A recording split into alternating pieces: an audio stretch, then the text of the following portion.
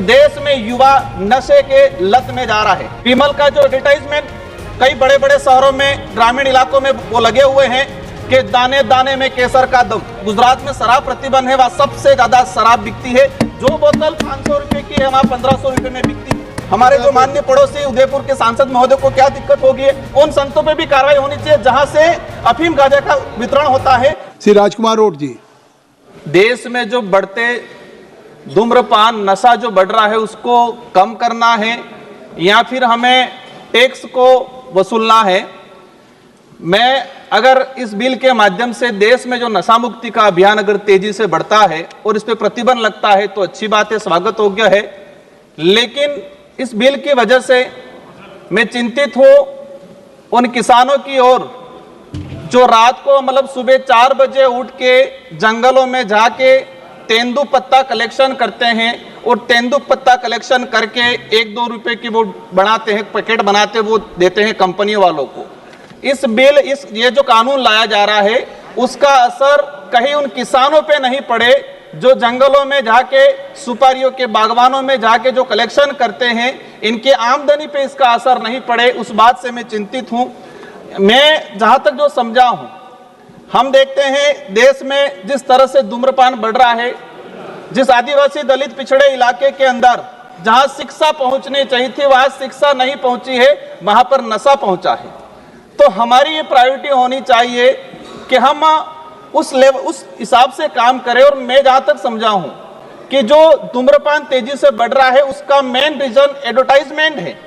आपने विमल का जो एडवर्टाइजमेंट कई बड़े बड़े शहरों में, ग्रामीण इलाकों में वो लगे हुए हैं कि दाने दाने में केसर का दम। सलमान खान हो, मैं नाम लेना उचित नहीं समझूंगा, लेकिन 3-4 जो हीरो हैं वो कहते हैं कि दाने दाने में केसर का दम, और ये एडवर्टाइजमेंट करने के लिए उनको करोड़ों रुपया मिलता है। अब ये जो हीरो हैं ये एज आइडल बने हुए युवाओं के, और वो कहते हैं कि इसमें तो केसर का दम है। तो ऐसे एडवर्टाइजमेंट पे सरकार को प्रतिबंध लगाने की जरूरत है और ऐसे एडवर्टाइजमेंट करने वाले बॉलीवुड स्टारों पे भी कार्रवाई करने की जरूरत है। आज ट्राइबल इलाके के अंदर देखा गया है, मेरे जो जिला है डूंगरपुर और संसदीय क्षेत्र मेरा बांसवाड़ा, एक दिन के अंदर मैंने बीच में हिसाब लगाया था, एक दिन के अंदर 1,10,00,000 के आसपास विमल का उत्पाद मतलब कहे की बिक्री होती है।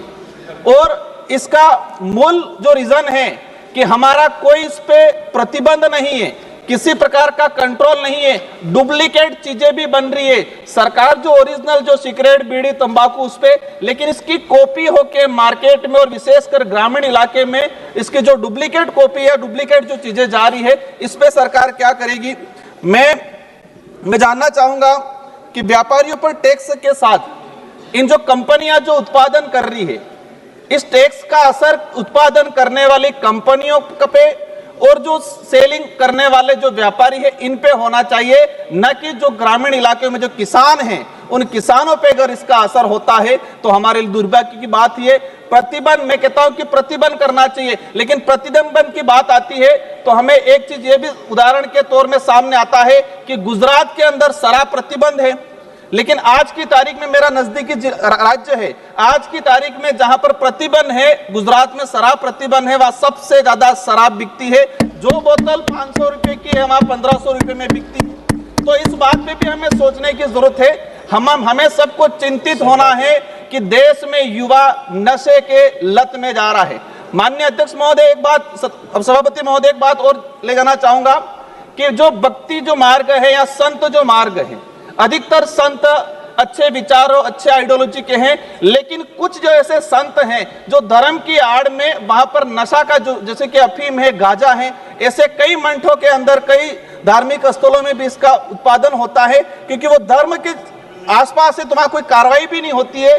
तो ऐसी जगह भी कार्रवाई होनी चाहिए, उन संतों पे भी कार्रवाई करनी चाहिए जहां से अफीम गांजा का प्रचलन होता है।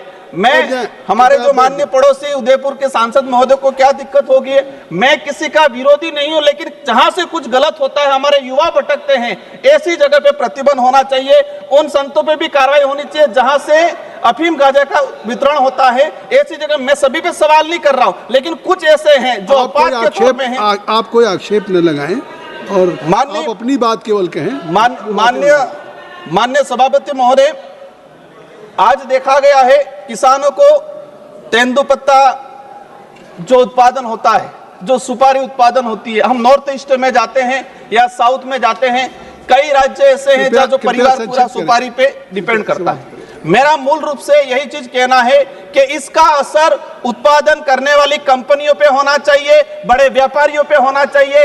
इस बिल का असर जो गरीब किसान हैं उन पे इसका असर नहीं होना चाहिए। और देश में हमें धूम्रपान पे प्रतिबंध लगाना पड़ेगा और आदिवासी दलित पिछड़े इलाके में हमें शिक्षा को भेजने की जरूरत है और उस इलाकों में धूम्रपान पूर्ण रूप से प्रतिबंध करने की जरूरत है। धन्यवाद।